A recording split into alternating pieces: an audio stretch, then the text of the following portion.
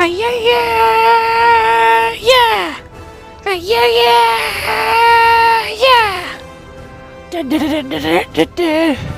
What's poppin', y'all? Welcome back to another YouTube video. Today, we're taking a look at Thor Ragnarok. Finally, a good Thor movie. And our third and final Thor review on the channel. And I know what you're all thinking. What about Love and Thunder? There is 4 Thor movies. And to that I say yes, but I reviewed Thor Love and Thunder when it first came out. So, you know, our third and final Thor review that we have to do, that we haven't already done on the channel. I've been going back and taking a look at all the MCU movies throughout all of January and February, and we are almost done with the MCU movies. After Thor, I do believe we just have the Avengers left, and that is sick, not gonna lie. We've done Infinity War, and we also did the first one here on the channel. So we did the first and third Avengers movie on the channel, so we have the second and fourth yet to do. But without any further delay, let's get back to Thor and take a look at Ragnarok. So Thor Ragnarok is a 2-hour and 10-minute movie, a whole fucking lot longer than the first two by easily 20 minutes. And it is an action sci-fi and came out in 2017, easily a good 3 years after the second one. It has a 7.9 out of 10 on IMDb, a 92% on Rotten Tomatoes, and a 4.7 out of 5 on Amazon. You can watch this on Disney+, YouTube, Google Play, and Amazon Prime. Deprived of his mighty hammer Mjolnir, Thor must escape the other side of the universe to save his home, Asgard, from Hela, the goddess of death. Right, so how the movie actually starts is Thor comes back to Asgard and is like, holy shit, Loki, what the fuck are you doing, bro? Guess what? You're imitating father.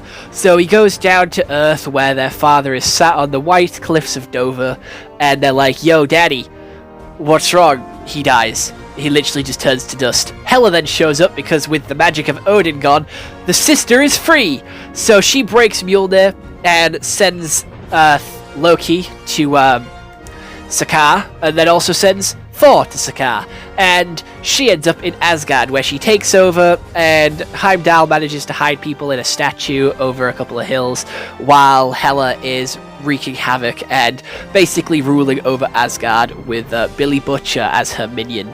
And for Loki and Thor, Loki gets real buddy-buddy with the Grand Master, who gives him a very high position. Thor arrives and is given as a champion to fight alongside the Hulk. Don't know how the Hulk is there, gonna be honest. But he fights the Hulk in a grand battle, in a rematch from the Avengers movie. Thor wins because he's fucking lit. And, you know, they get put in prison. They get put into their sort of hotel suite where Thor and Hulk then break out with the help of Valkyrie. They steal the Grandmaster's jet. They ditch Loki and manage to escape. They do let Korg, escape as well. Korg and all the other guys escape in another ship, and they bring Loki with them. But back to the original 3, they go to fight Hela and her giant dog on the Rainbow Bridge. Hulk takes out the giant dog, and Thor is fighting Hela while Valkyrie gets the army, and Korg shows up with a ship to invite all the Asgardians on, and then Thor loses his eye, and then he's like, I know what I have to do, and he unleashes Ragnarok to destroy Hela and bring down Asgard to save the day, because Asgard is not a place, it's the people, a message that we were told right at the start of the fucking movie, but it took him a whole movie to work out that, oh shit, Asgard isn't just a place, it's the people, as you do. And it brought one of the best memes in all of meme formats, which is, you can't defeat me. I can't, but he can.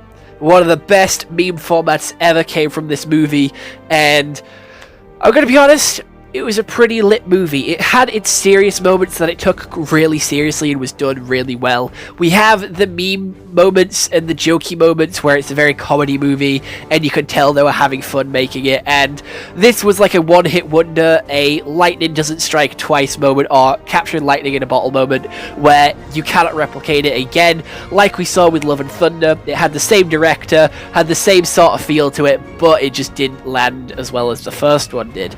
And I'm gonna be honest, this one was pretty cool. It introduced us to a world of new characters like Valkyrie, who is now a staple in the MCU, as she appears in Endgame, Love and Thunder 2, and she also appears in a couple of other movies as well, but she's a now staple character, being the King of Asgard, which is really fucking cool, not gonna lie.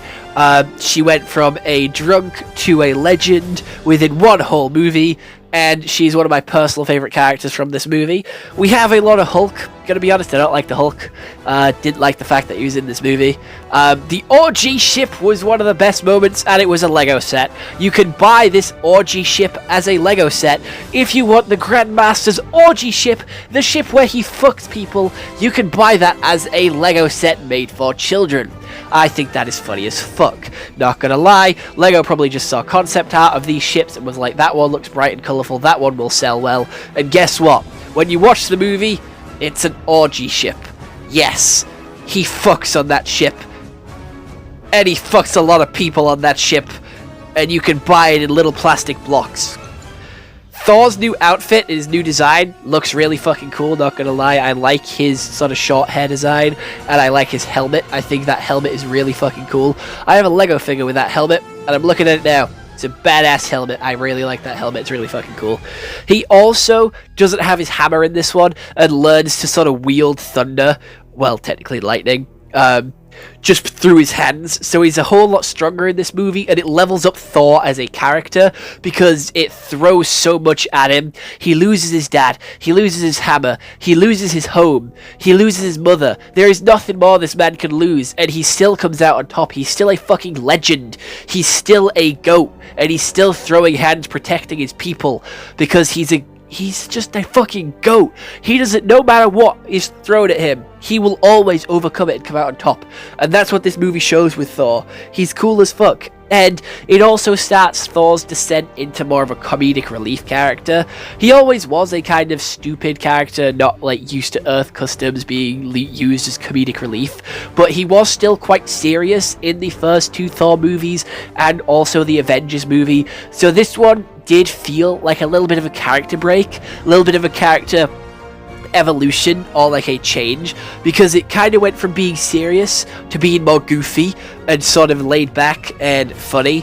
And again, I'm not too sure how I feel about that. I'm gonna be honest, it is kind of a weird character change, but it kind of fits with him, and it's been like what he's gone through for the rest of like the movies that he's been in. He's always been like the comedic relief, the funny, the haha character, which he is known as now, which I'm not too sure. I would like to see a serious Thor at some point. I think it would be quite cool if we could get a serious moment where Thor, is, taking stuff seriously and is still a badass rather than joking around and being the butt of all the jokes. Like, making him fat and depressed, that's just making him the butt of jokes. Like, he was made fat and they made a load of fat jokes in Avengers Infinity War, Endgame. I'll talk about that when I talk about Endgame, but I wanted to bring it up here because this is like the start of the descent of Thor. I feel like this is like the last time Thor was decent and not just the butt of the jokes. This was like the peak Thor, and Thor's just gone downhill after. I love Thor. I think he's cool. I just can't support it anymore. This is the last time Thor was good. I'm sorry, I'm saying it now. This was the last time we saw Thor where he was a good character and he was well written and was interesting. I thought he was cool here, gonna be honest. I thought he was a badass. The CGI was great, story was great, the message was great, being like home's where the heart is, like the Adventure Time story that we all know and love. Home is where the heart is, Finn. It's just, honestly, this movie is really well made, from the story to the characters, set design, costume design, acting as well. Definitely an improvement from the first few. I know I said serious Thor is what I want a little bit more of, but he did feel kind of like a robot in the first 4 movies that he was in, and this was kind of like making him more humanized. But there's making him more human, and then there's making him stupid and just used as comedic relief, and that's what I didn't like about the other Thor renditions that we've seen after this version of Thor. So this is like peak Thor, and I want this Thor back. I miss my short-haired king. I know I said he was a long-haired king, my long-haired prince, but I need my short-haired king back, because that's when he was goated. He was the goat in this movie. I really liked this movie. This movie is easily one of my favorites from the MCU. Easily in like the top 10 of all MCU sort of projects, movies, TV shows. So I cannot give it any less than an 8 out of 10. It still does has its flaws, like I did say, but it has a goated cast, goated story, goated message for like, you know, home is where the heart is. You can be strong no matter what, dealing with grief. It's great, like, for message and camera angles. Yeah, it's generic Marvel movie fighting, camera angles, basic and boring, just happens in all the movies, but it is still a good movie. 8 out of 10. 8 out of 10.